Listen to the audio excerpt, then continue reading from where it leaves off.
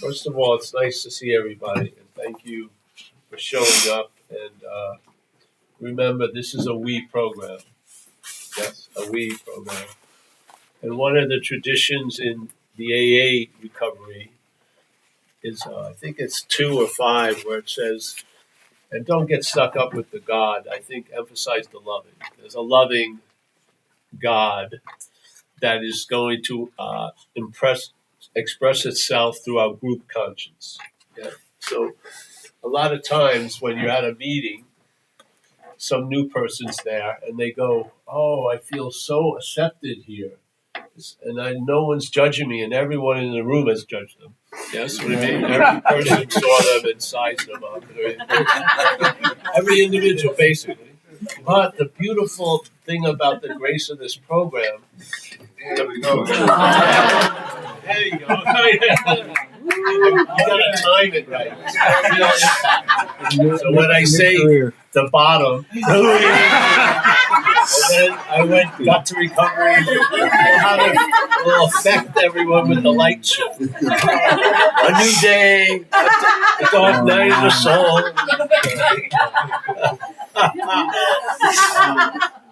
I forgot what I was just saying. What? Loving God. Oh, the loving God. So it's in it. The program has the steps, and then there's the traditions, and then there's these concepts, and there's this world thing. And a lot of people feel like the traditions are underestimated, but that's how it allows the organization of this message being put out to happen. There's traditions. And I think it's the second tradition where it expresses, I think, it was funny. I was down in Texas at a meeting there. This is when I was a year sober, 2 years sober. And there was an older guy who got up and he shared about this tradition. And what he said became how I see it. Yeah, it hasn't changed in 30-something years.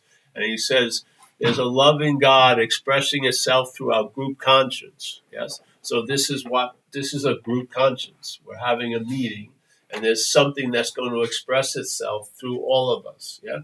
And that which is expressing itself is bigger than all the parts of this thing.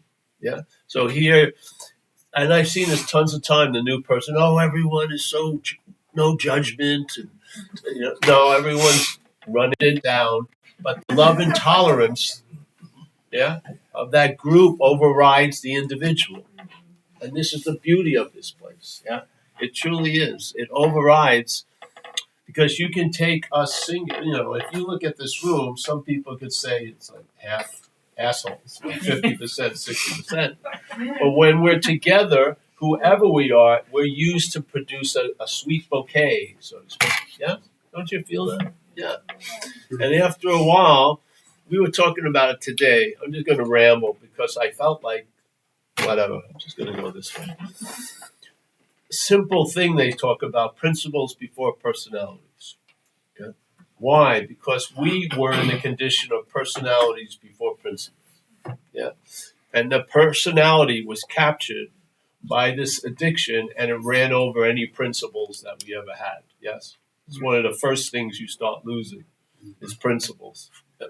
So it's important to put principles before personality, because what happens, a lot of people get upset by the personalities in the room, but they lose the principle of it.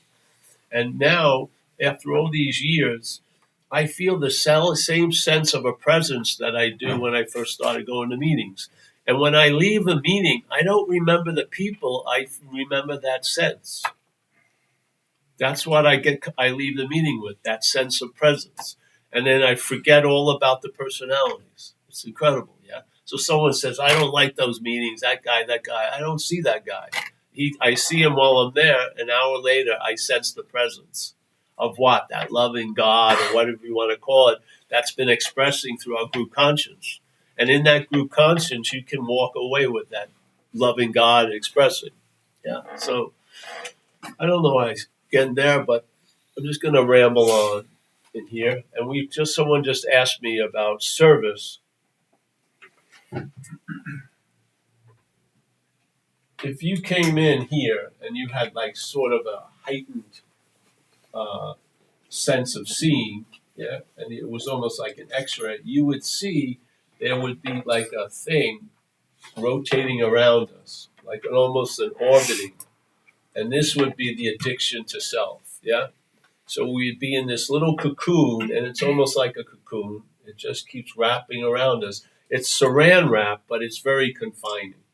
You can say you can see through it, but it's very confining, and it's changing the way you see shit. But you can't really see it. But it's there. It is, and this interest and attention is just in this groove about going around you.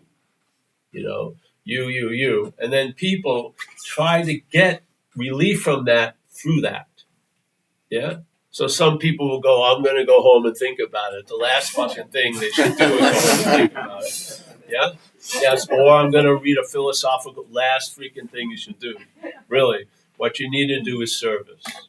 Because service will pull the attention and interest out of that orbit. Yeah? You trying to pull the thing out of the orbit is part of the orbit.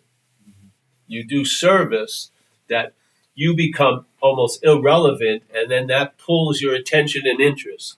And we even have it formalized in this program.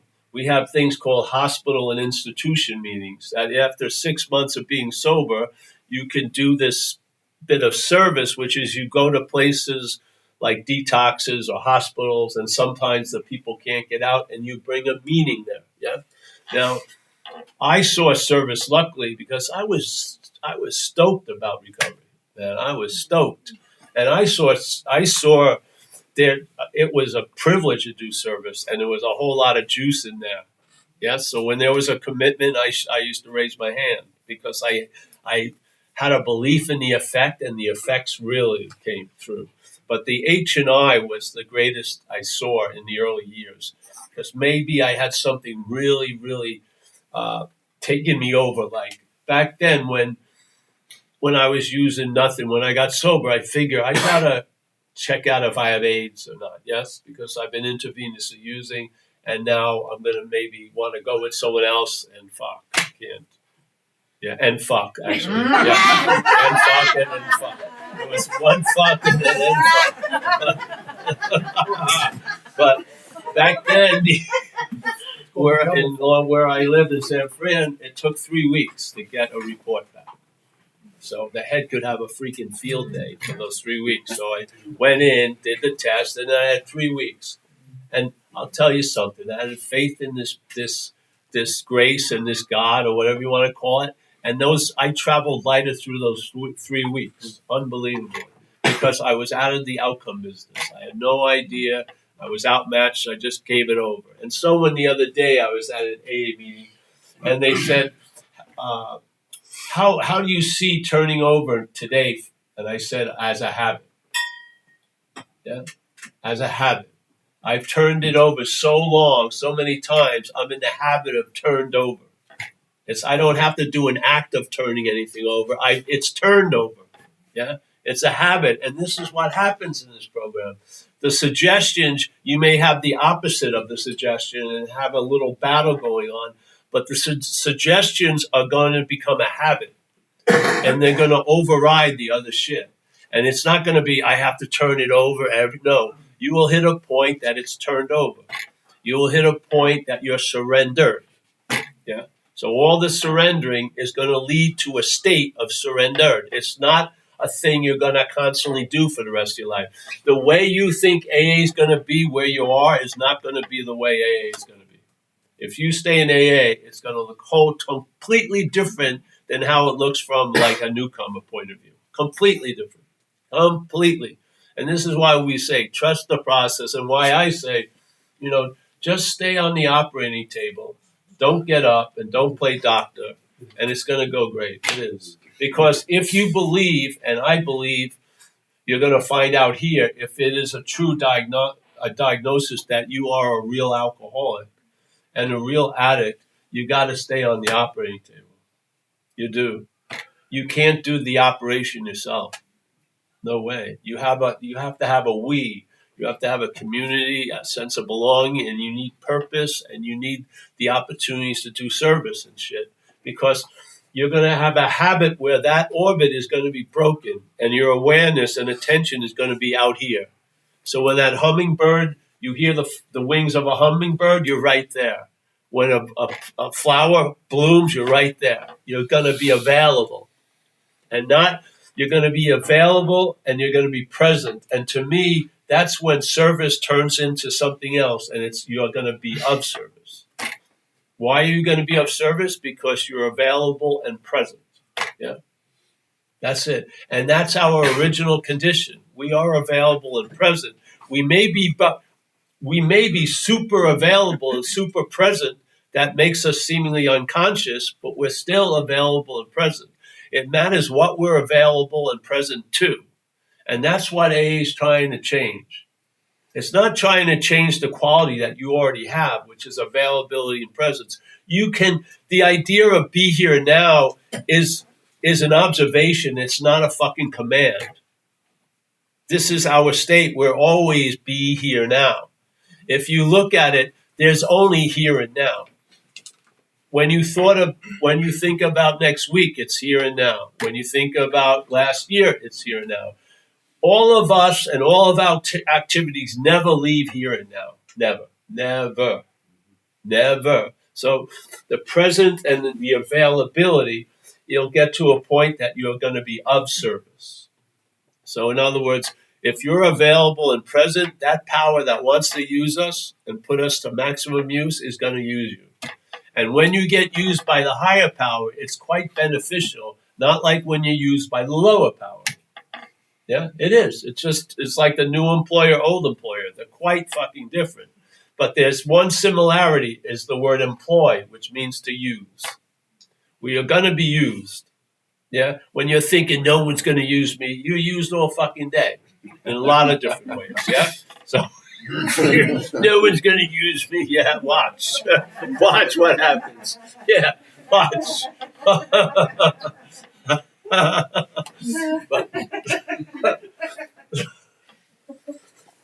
What AA is doing that we can't do is facilitate a shift from a faith in a finite thing, this system called self-centeredness, allowing the faith to move to the infinite.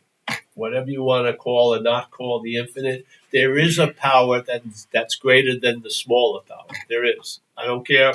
And it's not in a certain location and you're not there. It's always available at all times. We're just not available to it because we're occupied. Yeah. So we got to break that occupation of the lower power to open up the influence of the higher power. And this program and the program, the 12 steps, are geared just for that. They're gonna become a deterrent from that disease to destroy you. If you stay in milestone, it's gonna fucking neutralize the power of the fucking disease, so that you can get a few days under your belt without the fear of rent and shit like that, and you're gonna get stabbed or something. It's gonna create the right conditions so that this thing can fucking grow. Yeah, because it needs to grow. It can't stand on its own. You'll be out there again. That's what happened with me. I spent 2 years in Delancey Street. They had no bridge to regular life, none. They didn't like AA. So when I walked out the door, I was a sitting duck. It took less than a week for me to drink again. And it took less than 2 weeks for me to find a needle and then unbend it and clean it and start shooting stuff. Yeah. And I went on a 10-month run because obviously I hadn't been convinced.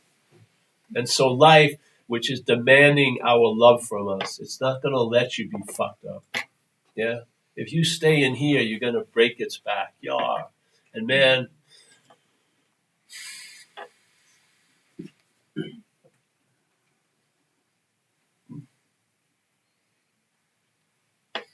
so service to me is essential. It's not a choice, it's essential because of the diagnosis of the disease. Basically, everything that's suggested in the program is an antidote to the condition we come in with. Yeah, that needs to be neutralized. So service isn't just to help other people, it's helping your ass the most. Yeah, because you're going to get out of that amphitheater of you, the porno theater, where you're getting fucked and you're fucking them and all this shit. You're going to get out of that porno theater, and what you're looking for in the porno theater will be found outside the porno theater. It will. Yeah. And we need to get you out of you, so to speak. And this is the program. The program doesn't want to hurt you or do anything. It wants to fucking suspend your fucking craziness so something else can gain traction. So that you give us 6 months, 12 months, whatever it is. It's basically hoping for a transfer of interest to occur so you'll have a sufficient enough momentum to stay sober the rest of your life or a day at a time. Yeah. And so I'm in a position where that's happened, and I'm in the habit of being sober. I am completely. Don't think about that shit. I feel an urge. The thinking really wasn't the problem with me. It was the urge that went with the feeling, the thinking. There would be an energetic urge to get out or escape, and then there was thoughts that supported it. Those thoughts that supported it without the urge doesn't do it. I have a freedom from it. And I didn't know how or what could ever take that radioactive isotope out of me, but something did. Something took the urge out of me. And then I was given the eyes to see the thoughts. And the first thing that I start seeing is most of the thoughts going through my head are alcoholic thoughts. Or it was super surprising. They're alcoholic thoughts or all of you have my thoughts. So I didn't figure out all of you have my thoughts. So they're alcoholic thoughts. And even that didn't cover all the thoughts, but there was a relief. The thoughts backed off. That orbit may still be going on, but it moved out. So there was a lot of space in between the rings, so to speak, with more shit could come in. Yeah? Yeah. It's cool.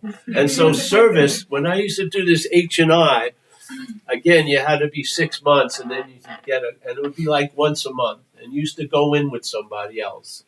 And we'd go to 2 facilities. I think 3 of them a month. It's only one night a month. And I was, worried about AIDS, felt terrible. My fairy princess had left me, whatever. And I would go into that meeting, and the most the fucking disease could withstand would be at least 10 minutes or less. It would only take 10 minutes of that meeting, and it would just put the shit down. Yes? And I'd get relief. Yeah. And then I started sharing at AA meetings. And no matter what conditions that I was feeling that were pressing upon me, in that hour of leading that workshop, I didn't feel shit. I was relieved of it because the interest and attention was moved off of me. Yeah? That's what we need. And me can't do it. We need somehow to have those rings open up a little more. Keep the rings. Yeah? But at least because when they move, they look so tight like a band, but they open up and there's big openings, yeah? When they push out, you see more space and less rings, so to speak. And then more can come in and more can go out. And finally, you start feeling what you wanted and never arriving at through the misdirection of the head. And then you realize you've been relying on something that fails. It's failed you. And it's unreliable. Yeah? Your life navigated by its thoughts has been a disaster. Do you think you're going to rehab that? It's not going to happen. There's a loss of interest in it. First, the mind of the thoughts drops. And a thought is much different than your thought. Your thought can ruin your day. A thought can't. But if it's your thought, it can ruin your day. Yeah? So now all these minds that we so nonchalantly throw out and everything, you don't understand. That's the bonding mechanism. Yeah? The bonding mechanism is this ownership of shit you have nothing to do with. Yeah? So this, my that, my problem, my resentment, blah, blah, blah, blah, blah. Yeah? There's a freedom there. You lose interest in self. This is the pivoting of the whole program. On page 63, you lose interest in self and you gain interest in others. And then now you look at life to see what you can contribute to it instead of take from it. Yeah? Your whole attitude and outlook will change. Yeah? And then it tells you miraculous things are going to happen. But they all pivot on the loss of interest in self. And this is the trick that we need to learn.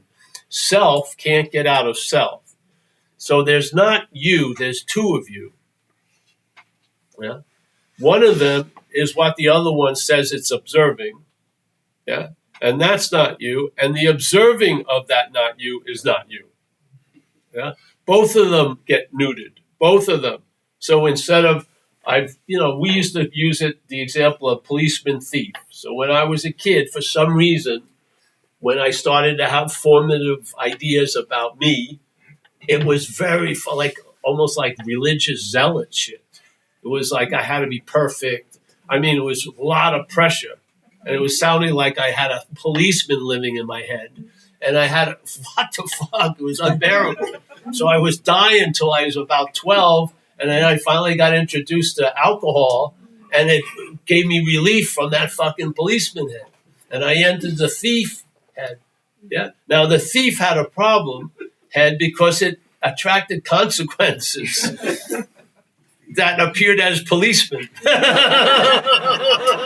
So the police narrative actually manifested in uniformed policemen to stop me from being the thief. I wouldn't, fuck that. I was willing to pay any consequence tomorrow not to feel uncomfortable now. Man, and I had a lot of consequences. And I just wouldn't, I was like a pit bull. I'm not going back to that fucking policeman. I don't care. Run me twice, run me 3 times, run me down 4 times. I'm not going.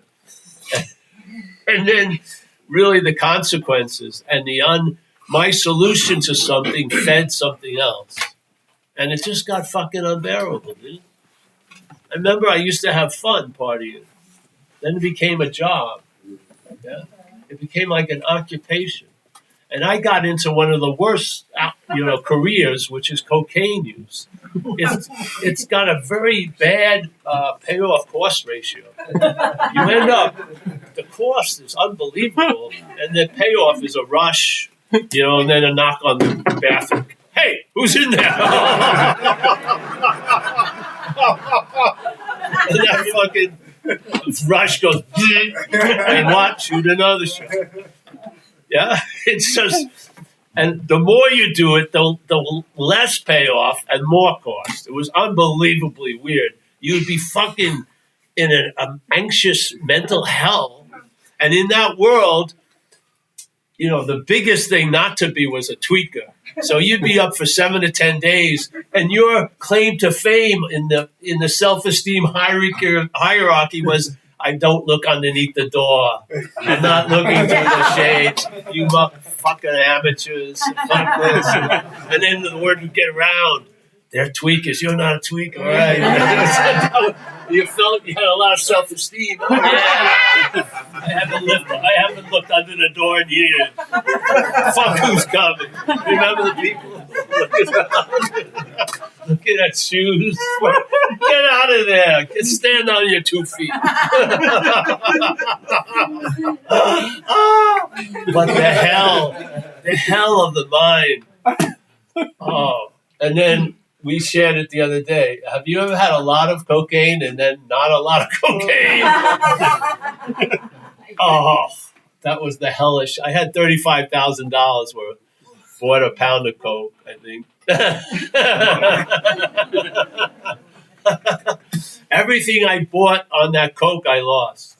Every fucking thing. The stereo gone. Nice leather jacket. Everything that touched that drug money, whatever, was lost. I mean, everything.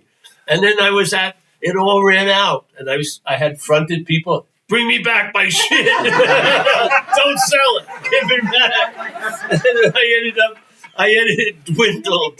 It dwindled to a quarter gram. It was hell. I mean, if you could manufacture hell, that was pretty close. It was unbearable. I mean, super fucking unbearable. I was so pissed off, frustrated, unbelievable. Hell. And it was hell most of the time. Yet you loved it. It was incredible. You were totally taken over by something. Unbeknownst to you. I have the time, but we once did me and two people, we were in this apartment and we shooting up cocaine, and there was something in it. Some hair or something got in. But somehow we all got affected. But somehow we shot it, and then in about 15 minutes, it was like super COVID, really. You were just fucked up. You couldn't move. And I was, because I always went first, I was the first one to show the symptoms. Then the second one fell, and the third, and we were all on the ground. We couldn't get up. We couldn't even get up to, get to the phone to call my girlfriend and save us. I swear. We're like, come on. It was terrible. Finally, we call her.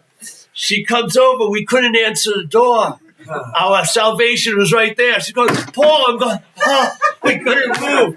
It was unfucking believable. And so I just swore off. I said, fuck it. She had a little Volkswagen Bug, and on the way, I broke the needles and threw the shit out. Yeah? I get home. I read Nicholas Nickleby, a 1,200-page book. For 3 days, I watched movies. I couldn't sleep.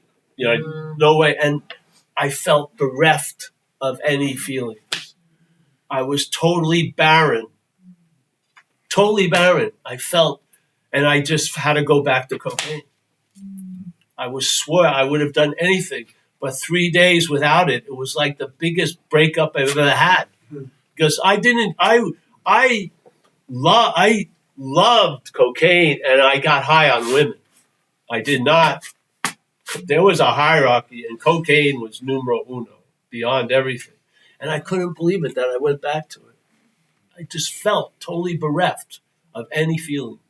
It was like flatline, but I was awake. It sucked. It was just flatlining, and it just broke my spirit, and I just went back to it. Yeah. It's incredible. You're not going to tell me that's not a parasite? You're going to tell me, parked up right outside a hospital, shooting up, don't have any water, use spit, knowing what's going to happen, did it anyway. Shot the coke, get the abscess, have to go in, get it dug out, put some cotton in there by the clinic. I knew what it was going to do. It didn't matter. I had to feel different completely. This is complete occupation. And I'll tell you, there's a drag to be completely occupied, but if you survive it, you can tell a lot about it. You can. You can tell people a lot about it, because the takeover only gets to be more of a takeover. It doesn't back off. It will increase like it's territory until fucking you're just purely used for transportation, literally. Transportation. And if you met me, you knew what I did. Yeah. All my qualities were gone, and what I did is what you saw. This guy's a fucking addict, right? Fucking coke fiend, whatever. We need some power greater than that which can take us over. We do. And right now, you've got the perfect opportunity because like my friend in AA says, he says, I was misintroduced to God, and AA just reintroduces me to it. And this is hopefully what this program is going to help you do. Milestone and any other recovery program is be a barrier between you and you until there can be a schism and you can see what has defeated you and maybe see it as not you. Yeah. Because you're not going to be free as it.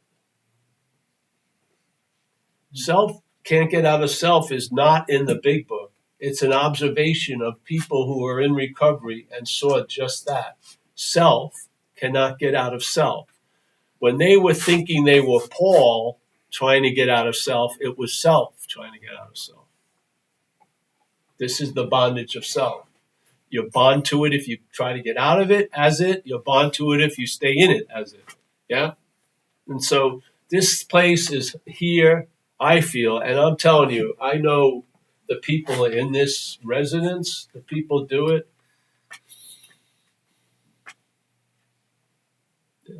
A lot of these places are fucked, rehabs and shit, because it's a money business. It's a deal. someone has the real estate, they want to pack a lot of people in, they get good money from the government, but they don't have any heart in it. But these people here who run this place have a lot of heart in it. Yeah. And that goes a long, long way.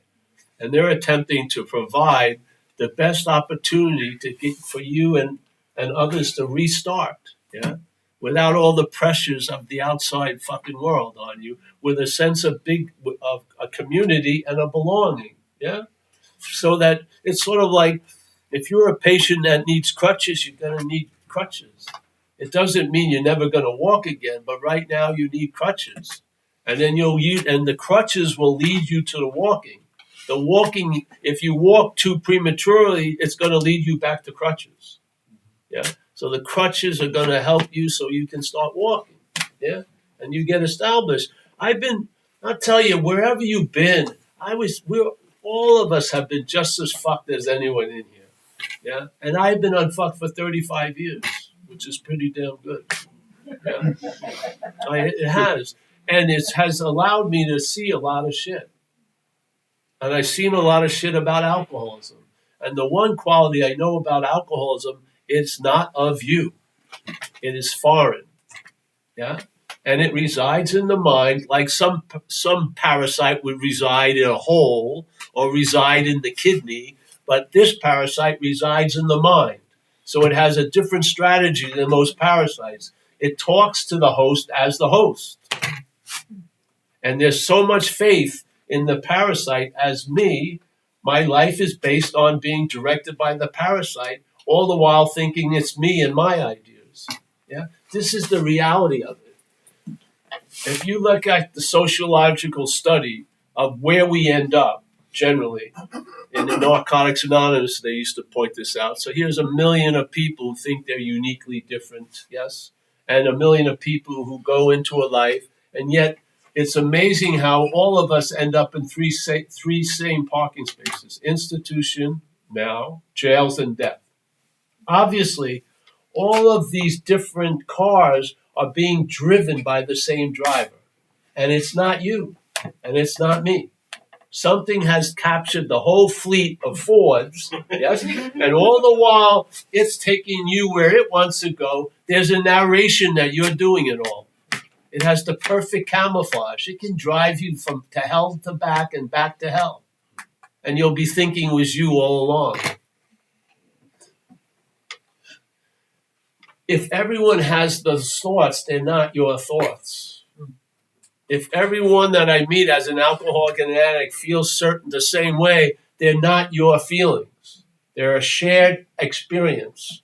And we have one common thing that has affected the collective. And it's best for the collective to see that it's one thing, foreign thing. That's my feeling. It's very, very important, in my view, that the collective sees the commonality of the foreign thing, not thing that is defeating us. Yeah?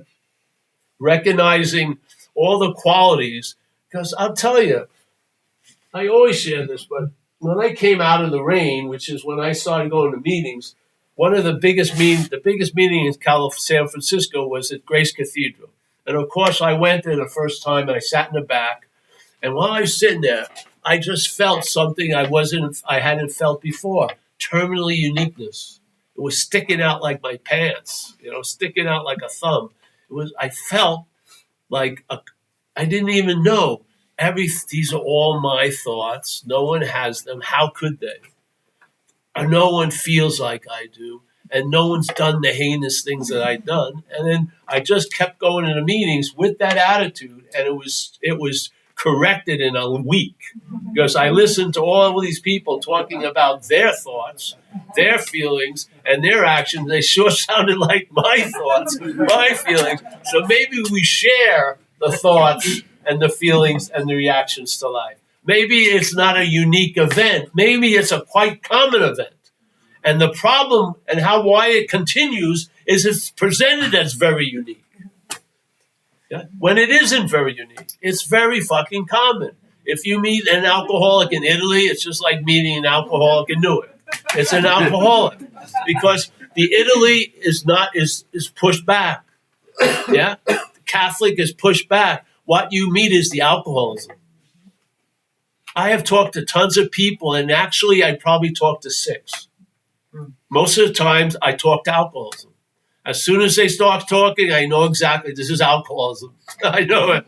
I mean, it's like a script. Don't even say anything. Let me say what you're going to say. I need to get a job, and this big elephant is hanging over him. No, you're fucked. You need to stop drinking, and you can't. No, I'll be all right. No, you won't be all right. I've seen it thousands of times. Oh, I'm the exception, yes. And thousands of times, that's what the person feels like. No, I'm not one of those. Yes, you are, motherfucker. You are. I've gotten bad getting older. I just fucking hang up. You know, fuck it. Either get to get to the point of you need some money, or just don't give me the story. And then we learned early on in AA, when you give a newcomer money, it's not a loan. It's a donation. Don't sell them a car because the motor's gonna drop out. Some fucking thing. They try to sell the motor. Yeah, so if you think you're gonna get paid back, forget it. I mean, it's a stereotype that every time the stereotype appears, they think they're unique. It's insane. This is the trance. This is the only way the parasite can get away with it, because it's hostile to the host. It's hostile. Your natural instinct or inclination would to throw it off. Seriously. Like we said the other night, the big bug lands on you. You don't go, well, you just, wow, like that. There's no, maybe it's a nice bug. No, it's just, get it off 50, 80, 100 times. You got to do the same thing as soon as you can. Or, I took a vow of not killing anything. A big mosquito, any bug that doesn't bite me is great. But so, all right, parasite is confronted. I'm fucking really hostile. How am I going to corral these hosts so I can live off of them? I mean, they're going to throw me off like that. Okay, wait a minute. Let's see. All right, let's burrow into the mind where the problem resides. We're going to jack into the little system, and we're going to start talking to it as if. Yeah. So we're going to train it to believe what's talking to them is them. It's host to host. And therefore, they're not going to get to that point of brushing us off. They won't, because they're going to be handicapped, because they're going to try to be free as the parasite, not from the parasite, because they've been tricked with an identification problem. Yeah. They're calling the parasite's manifestations in their life theirs. They are bonded to that which is defeating them. There you go. If it did defeat you and it is defeating you, it probably will be defeating you. So this is the beauty of it. It always overplays its hand. And in 1935, a portal in this place opened up, and grace just pushed something through, and it was a solution. It formulated as the big book, The 12 Steps of Recovery, which has been adopted by every other inclination or had handicaps. Yeah? And for the first time, there was a solution. That's my favorite chapter, just the heading of it. There is a solution. Yeah? And what did they do? They described the problem. And they said, no human power, because at that point, most of the human power is parasitical in nature. So no human power is going to be able to help you solve this thing. So we have to seek it from somewhere else. And I'll tell you, this message came through, but the grace to fuel it came through too. I don't care what you say. There's a grace in AA meetings. And there's a grace. I know so many people, their whole life that they're in now is completely connected to AA or recovery. Every fucking thing. Their wife, their job, this, that, where they live, the realtor they bought the house from, everything. I mean, their whole life from this point on has completely been affected and actually produced through AA. And that's not one, that's happened thousands of times of people I met. Yeah, there's a grace, and I felt it the first meetings, and I feel the same thing here, 35 years ago. And there's all different people I've run into, but the grace in the room is the same. Yeah, and that's what you want to come out of here with, is that presence, because that presence is going to allow you to become present and available. Yeah, and not available to that which is not going to be present, which is this obsession with self. Being up the ass of self, I mean, unless you marry a divine proctologist, you're fucked. Unless you marry a coke dealer that has no interest in taking any advantage of you and just giving you tons of it all the fucking time. All those deals, oh, yeah, this is free. No, there was always a lot of hooks in everything. Oh, yeah, you can stay over.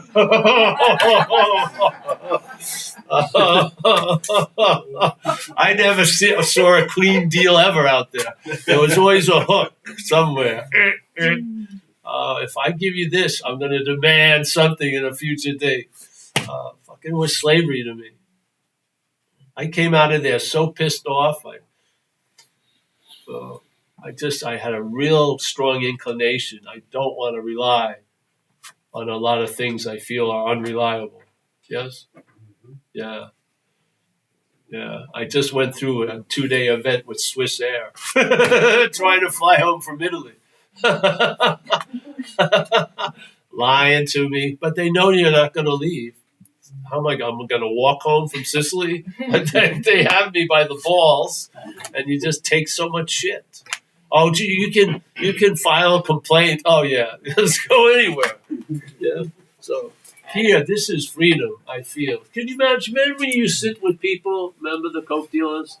You'd have to listen to their life story every fucking time, like 2 or 3 hours. And they fake like they were going into the coke and like a rabid dog waiting for the treat, like Dino. And then you get pissed after a while. Like when people fake a treat to a dog and they don't have one, the dog sooner or later goes, fuck you, That's how I used to feel. It's like, oh, Jesus Christ, another story. To be relieved of all that. And I am high as hell, but I can't, when they pull me over, they can't arrest me. I am. I'm on that natural high. I don't know what it is. I think it has a lot to do with pause. But man, it's probably the best time, really. If you look at payoff cost ratio, it's the greatest because there's very little cost, a huge payoff, and it becomes easier and easier as it goes along, and less effort. I feel. I mean, you're going to be a free range alcoholic, really. You are. You're going to be roaming around, maybe doing your art, doing this, doing that, and you'll have a security of not drinking a day at a time. That allows a lot of things in life to land because they're not going to be demolished and blown up in a week or two. Yeah. A life will build on you. It will. Yeah. And I've gone through the thing of admitting I was incapable of having a viable relationship with another human being, and now I can. Yeah. I had this one thing that was amazing. I had a glitch in the action figure, which is if I like somebody very much, every once in a while I'd flip out. Yeah, I'd get paranoid as if they were going to do something to hurt me. And my head would roar, and I'd put my foot in my mouth. And it was sometimes it was really fucking crazy. And it was almost like a curse that followed me. And one of the only answers I could have, just don't have relationships because I don't want this thing to come up. And when I got sober, those emotional hangovers were incredible where you couldn't get high. So you would act out and then you were left with the consequences. And who wants those 3-day headaches? I mean, you felt like shit. Yeah. So this thing, I prayed about it. I asked it to be removed, and it went on to about the 11th year of my sobriety. Yeah. And I was with this beautiful woman. It was New Year's Eve, and I could feel this thing starting to come over me because it used to act out on holidays also, some weird thing. I did, and I could feel it. And then I threw a little tantrum, and I say, I'm leaving with no intention of really leaving. I want to get back to the car and start calling her. Yeah, I wasn't going to leave. It would have been great if I left, but I didn't want to leave, but I wanted her to believe I left. So I left, get in the car, and I start at it again. And I could see it, and it was just starting to come out, fully forming. And I went, this is going to be a bad ride. And then I went up the stairs to re-engage, and I was just in a plaintive condition. I was just like, please, And I got there, and the next step was familiar. I upped the thing. I can't believe you wanted me to leave. Whatever it was, fucking. You couldn't win. You were always going to lose, and it was a rigged thing. Your proving your love wasn't going to prove love. It was already rigged that you were going to lose. So I felt this urge starting coming over, and then suddenly something diverted it. It was mind-boggling. It was like a category 5 and then became a tropical storm. It really was. And then it's just sort of like, wow, I had never felt being in any power over it, ever. It was always overpowering. And then it just was there and it moved on. And I wanted to tell her how lucky she was. This is like fucking Florida. The hurricane didn't hit Florida. But she didn't know, really. She had her own shit going on, but it's just fun, and it never came back since in a stronger version. It's come back, but not in the Hurricane 5, not Category 5. And I've been able to, get out of the, distract myself, do something else to let it pass. Ever. That's now 24 years. Not bad. Yet it haunted me for so long. And then we say in this program, trust the process. And in a sense, that's what I was doing. I was trusting the process. I hadn't had the results, but I still trusted the process. And then it broke. And I truly believed the only way I'm going to deal with this is not to have affairs, really, literally. Fuck it. Because I didn't want it to occur. I'd buy plane tickets that I didn't want to take, just to prove something to them. Or the weirdest thing, I tried to buy the ticket. I lost it in 10 seconds. I went back to the gate, and I had to buy another one. My little idiocy. Yeah, this shit would happen. So life was telling me, you're an idiot. Stop this shit. And I'd still plot on to be right. It was really, but it had a strong fucking impulse. And then it just chilled. You cannot believe that which used to defeat you, if it lessens, it won't defeat you. And this is what AA does. It lessens, or recovery. It lessens the voltage and the power of a lot of shit that used to cripple you. And now you can walk through it, and you'll learn that you can face life successfully. And that's what I've done. I've learned a lot of places where I could not face life successfully. I now can face life successfully. Yeah, it's incredible, really. And, a lot of shit's been lifted. A lot of shit. Just stay around, bro.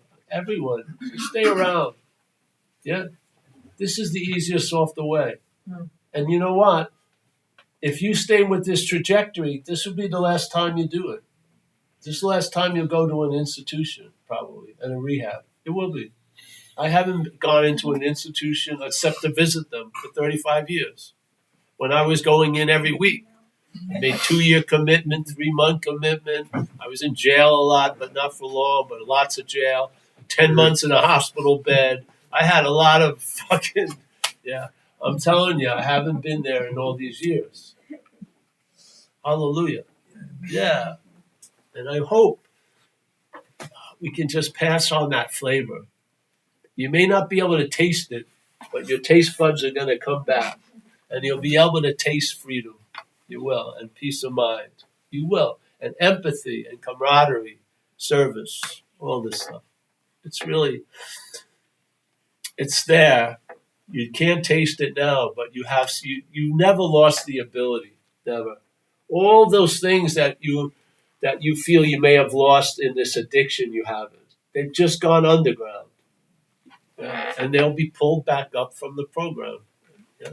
Yeah. So I think, any questions? Yes, John. Hey, well, 2 quickies. The category 5 you were talking about was a relationship. Yeah. Did you just end up splitting? And number 2, I never see you referring to any notes. Isn't there some shit that you ever forget? I don't have to remember. Because this just comes out of something. It's not me. It's not me. I've learned that absolutely because I put myself in these situations, or I found myself put here, of leading workshops or whatever in AA. And it was always quite obvious that something was moving through me. It wasn't me moving it. Yeah. So I don't plan, obviously.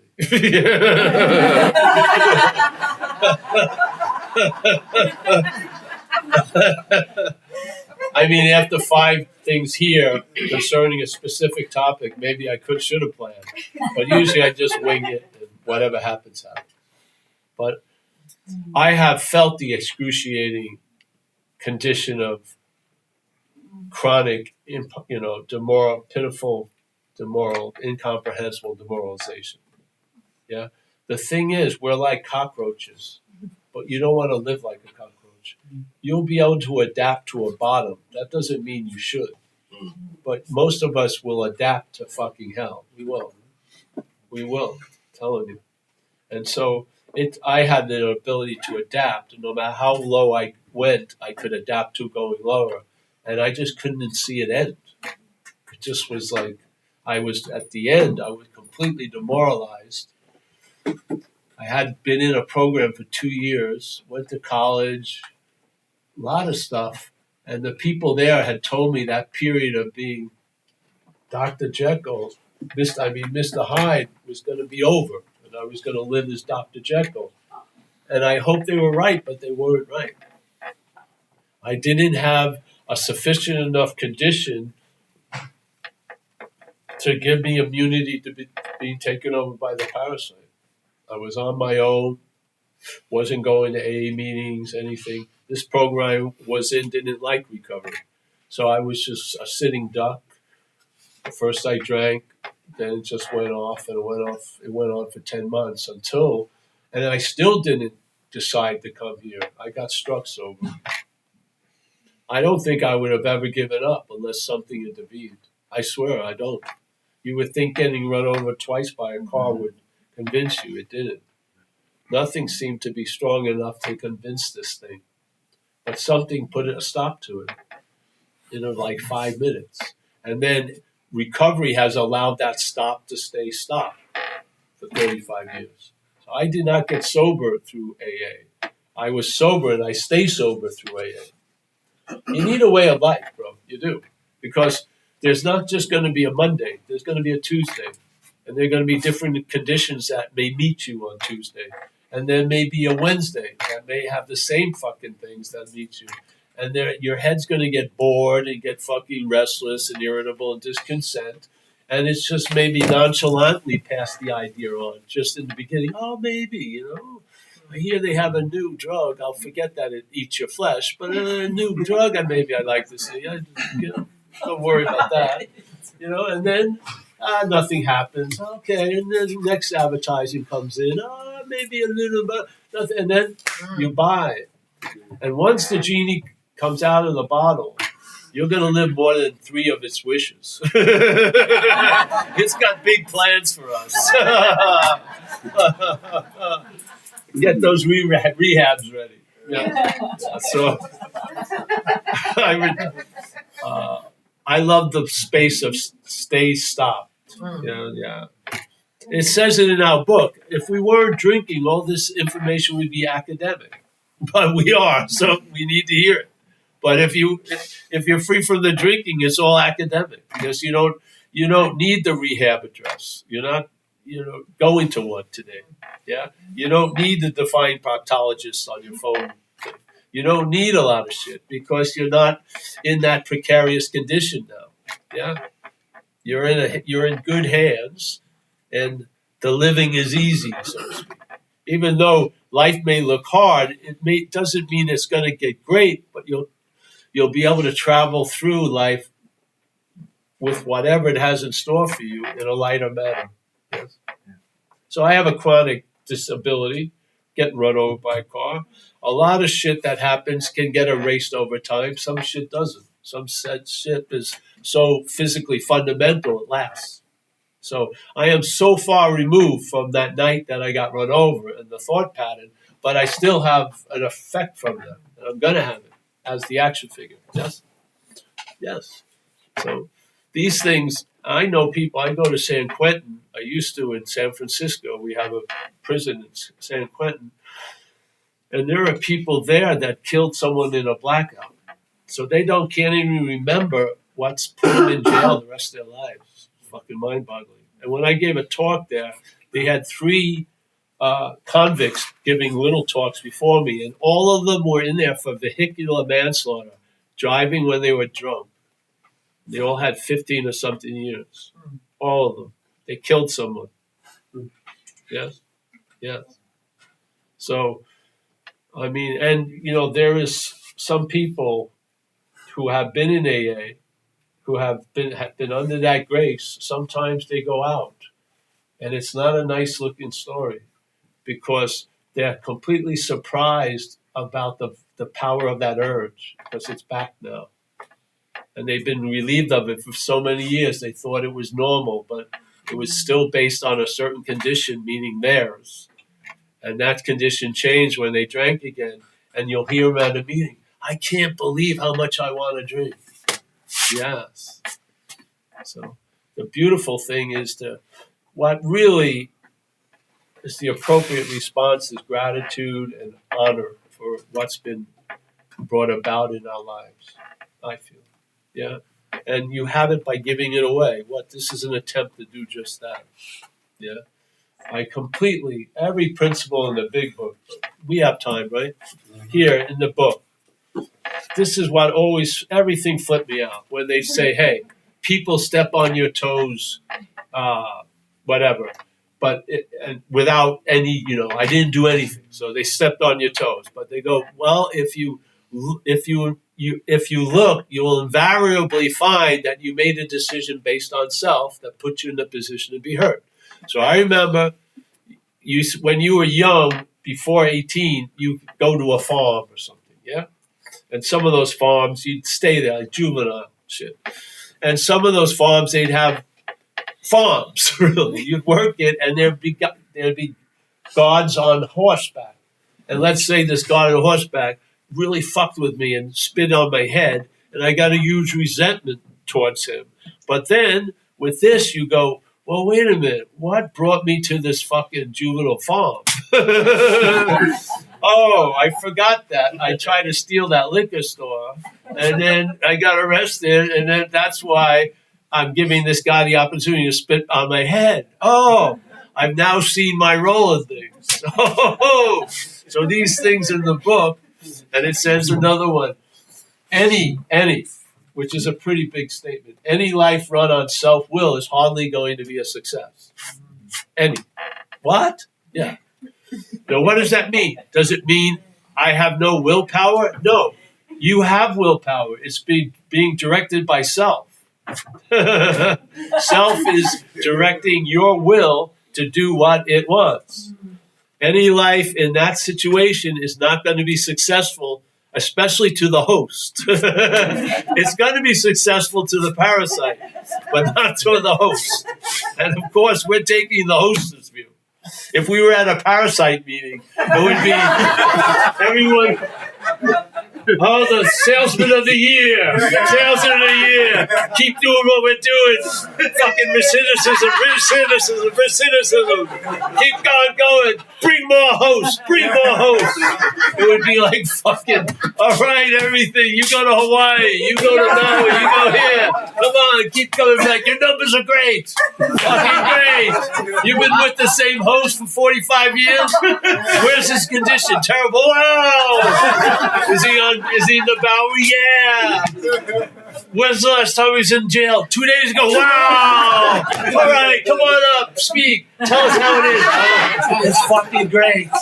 I love the stench. All the toilets are dirty, never been flushed. I love it. He's crawling around looking for cocaine on the rug. I wish I could have you come over and watch. It's fucking great. Yeah. They're fucking having giant conventions. They're doing well. The parasites win. We got all these hosts thinking they're the fucking parasites. They can't even imagine throwing me off.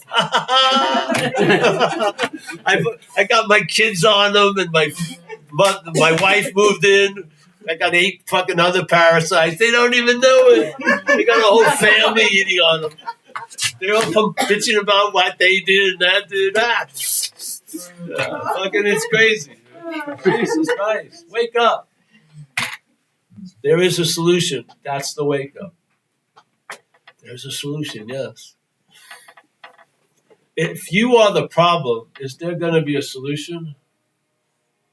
I don't think so. But if you're not the problem, there's a solution. And the solution is you're not the problem. Yeah. So, anyone have questions? Great. Yes, Mitch. First of all, my name is Mitch. I'm an alcoholic and an addict. I commend you on your ability to convey a message, and although it took me 3 days to really understand it, but it's gotten through to me, and your viewpoint is definitely different than a lot of people's. Since like I said, I'm new to this, but I'm getting various opinions on alcoholism and addiction. But mine's more of a statement than anything. I just appreciate you, and I wanted to know: are you on any recorded video, or is this actually recorded? Yes, this will be. We'll put this up, but we're on. I think it's YouTube, right? Yeah. So if you go to Paul Hedderman, or Zen Bitch Slap, there's tons of videos. Zen Bitch Slap. That's right. You heard it right. Zen Bitch Slap. ZenBitchSlap.com. And we have 2 live meetings a week on recovery. Oh yeah. Tuesdays and Thursdays at 1:30 your time. And they get recorded, so you can watch them on your leisure. But we have a nice group and people coming in all the time, and we talk in the framing of recovery these ideas, Tuesdays and Thursdays. And it's a community also. People get to know each other, Yes, that's all right. Yeah, thank you for But YouTube, under Paul Hedderman, there's tons of videos.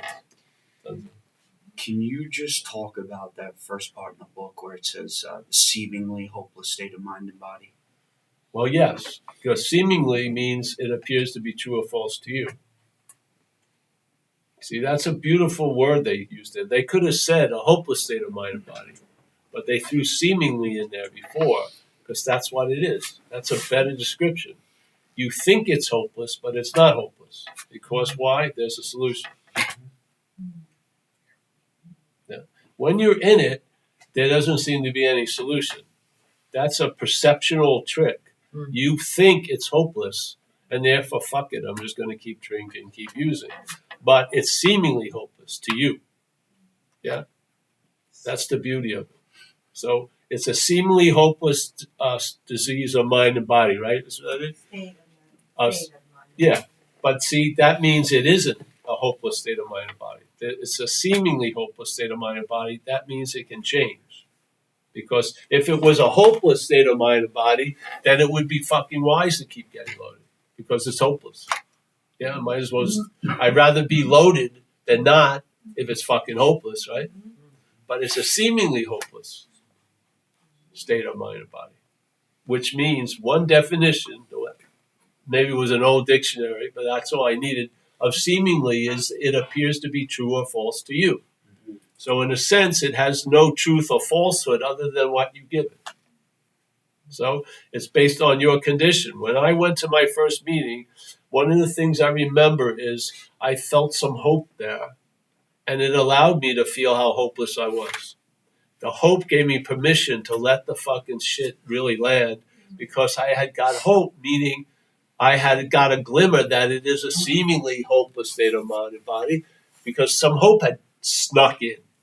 So how can it be hopeless if hope shows up? So I got the little hope, and then it allowed me to feel how hopeless I was.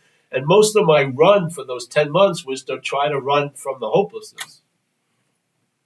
I was just denying it. I did not want that fucking shit to land. but it landed because I felt hope. And the truth could be told, and I'm fucked. That was the truth.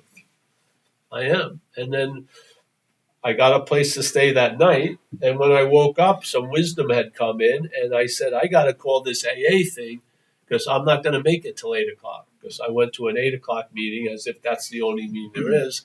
I called AA, and they told me there was a noon meeting. So I went to that noon meeting that day, and I went on for 35 years now. Yeah. So that seemingly hopeless state of mind and body doesn't seem like much right now. Yeah. Yeah. So that's how I take it. And I take, there's a couple of things I don't, if you don't mind, because we say experience, strength, and hope, and I figure if you have over 35 years, opinions. So I'm going to throw some opinions out there. One of the opinions, I do not believe it's a spiritual malady. I do not think spirit gets ill or sick or has any blemish or anything wrong with it. Yeah, it's a mental malady, my feeling. Yeah, I do not believe you manufacture misery. I believe you are like a factory that can manufacture a lot of shit, and it's going to be based on who's running the factory, the product line. So when self is running the factory, it's going to produce misery because somehow it gets to be right. In a weird way, it uses feeling like shit to become right about something, which, and usually you end up being really a lot right and a lot alone. You're alone and right. So I don't believe that you manufacture your own misery. I do not believe you're the problem. I think the problem has you. I don't think you have a problem. I think it's a parasitical movement. I do. Something takes you over and doesn't want to let you go, really. I mean, it's having its way with you. And as it says many times in the book, it describes the condition as you're being driven. You're a self-imposed crisis. It doesn't say you imposed a crisis. Self-imposed crisis, yes? You make decisions based on self that set off these circumstances that bring you misfortune. It sure sounds like they're describing something other than you. Yeah? That's how I read it. And I see it completely as other. I mean, it's not, it's just a part of me. People give me this a lot. Oh, it's a part of me. I said, okay, but that part of you thinks it's the whole of you. That's what it does. So, yeah, if you're, kumbaya, it's going to get in line. No, it's taking all of you. It doesn't want to be in a part, all of it. And if you, it can be rehabbed. No, it has a nature of a snake. And we have the old story about the lady finds a snake that's been run over and it puts it in a little cardboard box and gets an eyedropper and gives it milk, whatever. Got a little down comforter and it covers it up with watching it over for a few days. And it decides to take it outside and it's walking. And then the snake bites her. And she's fucking surprised. She says, I've been so nice to you. I brought you back to life. Ba, ba, ba, ba, ba, ba, ba, ba, ba. And then the snake gives the perfect answer. Hey, I'm a snake. I want the parasite to become a service animal. I'm a parasite. My friend, parasite. Can we make a 50-50 deal? No. When I win, you lose. Is there any way to negotiate? No. It's my way or the fucking highway. Or the low way, really. So, yeah, that's my feeling about it. Yeah. They have a lot of statements, like, I don't think alcohol is cunning, powerful, and baffling. I think alcoholism is. So I think they should have added an ISM. I do not think alcohol does not call me. It doesn't jump at me from the fucking aisle. It doesn't. Alcoholism is cunning, baffling, and powerful. That's my feeling. And that's me, really. But I don't like the idea. See, at one point, I feel like they're saying, yes, this foreign thing has defeated us. Then they say, you're the problem. So they switched in the writings, yeah? Because I think it was a download, and a lot of the download got mixed up with the previous download of self in them. So they always reverted back to you. but there's some gleaming nuggets of not you. And of course, I read it selectively because I see the not you as really the diagnosis of the exact nature of the wrong, which is there's an act of being identified as something that we're not. Yeah. Would you consider would you consider the self a parasite in people that are non-alcoholic? Yes. Yes, I do. It's not a self, really. I use that terminology because we're in recovery. It's verb.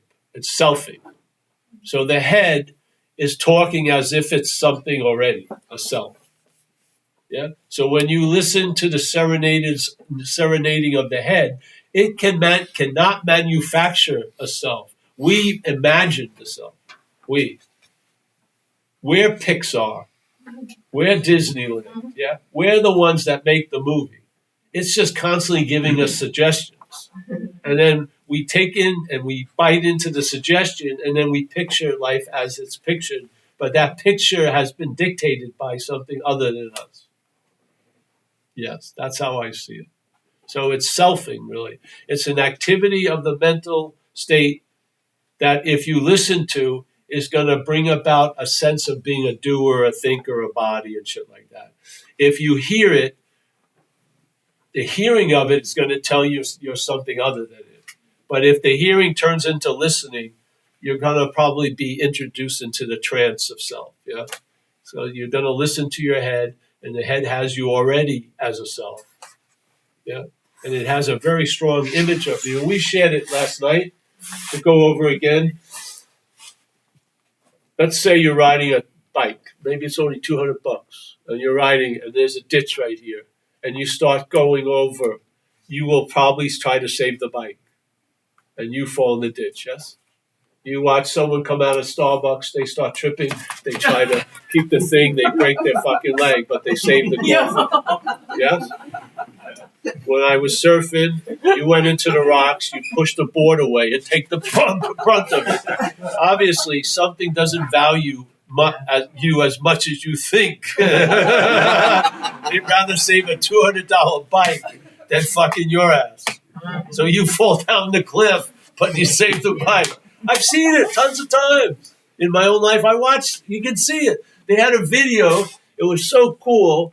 Of a bus, and the video was right above the driver, and you caught the other side. And there was a young, like a 14-year-old girl, 15-year-old in the first row, and then they're empty. And suddenly there's this whole commotion. The bus got into an accident and went into a roll. So it's going like this, and all you see are going 360 slow-mo, holding on to the iPhone like this.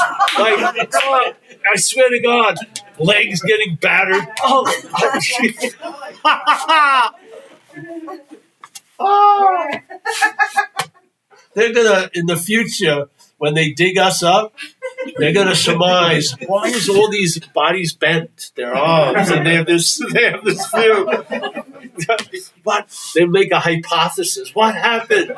You know, they have specialties, chiropractors to break that like this. Just watching, looking at the screen. That's a fucking wow. That is such. The selfing took the parasite made a major leap in technology. It did. I swear to God, I think it's it made up social platforming. It does, man. We're gonna fucking get these people so sick. There's nowhere else to rely on but me. I'll tell them everything. Oh, it's insane. It's like, you ever hear the thing Narcissus in the pool? He gets fascinated by his own reflection. Yeah. Well, we have mobile ponds there. Everyone's walking around just seeing themselves. It's fucking incredible. It's not even themselves. I mean, Jesus Christ, we're outmatched. Really, we're outmatched. You know, people are telling me, "Oh, Jesus Christ." If I was young, I would have killed myself. No, literally. Or I would have gone into a video game. I would have been playing videos where I would have merged into the game. I would have, because I'd won out, man. If I had people from other schools could talk about your pictures, it was bad enough in Catholic school with the people in the school. If like the fucking whole county got, look at this dude, look at this. Oh, I would have fucking had it. They're still sending his seriously, or I may have been a serial killer or something. I don't know. Just fucking shoot them all. It's just too much. I was sensitive, too overly sensitive. Oh, did you see the guy when he was? I had this when I was out there. When I was 12, we might as well have another 5 minutes. This is after hours. When I was 12 years old, I started, having a desire for the females and stuff. And they had a mall called Roosevelt Field in Long Island. Yeah, Roosevelt Field. And I would get ready and take the bus up there from Rockville Center. I was like 12, and I had this outfit that I wore. And it was like these red corduroy pants and a long sleeve shirt. I think I look pretty good. And I go there, and of course, you're looking at your reflection in the storefront. And I was seemingly attracting a lot of attention, which was, just a winning combo. So every other week I'd go wear the same thing. Red corduroys, gray shirt. And then a couple of months later, my friend had some mercy on me. He says, those red corduroys and that gray shirt? I go, yeah. Well, the gray shirt's pink and those pants are magenta, bro. What? And as soon as he told me they were pink and magenta, I never saw them as red and gray again. But all the while, I thought they were gray and red, and they weren't. And they never were gray and red. They didn't become magenta and pink. They had been magenta and pink. And I was so thoroughly convinced, I didn't go into the closet. Is it pink, really gray? No, it was pink and magenta. I needed someone to tell me what was going on. And then when I recognized it, I never wore those pants again. But I swear I was gone there every weekend. But I mean really pink and really magenta. My mother probably tried to tell me, but I never listened to her ass.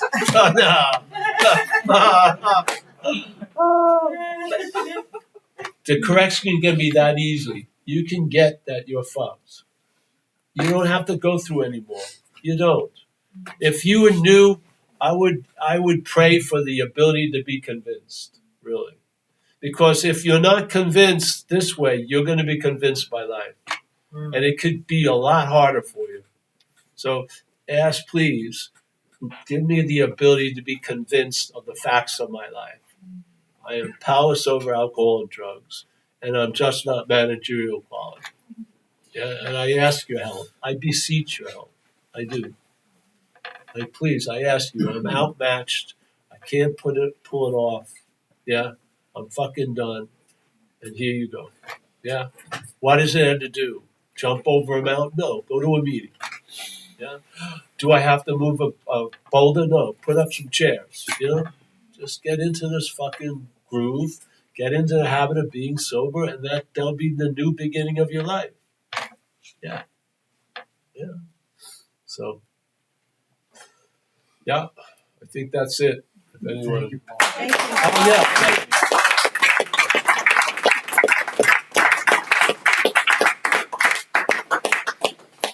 We have some shirts and books left. There's some books left and shirts, and I want to thank Mike and Nicoletta and everyone in this. Mike is the one that brings us here. And if you don't like me, talk to Mike. I want to record the Parasite sales convention.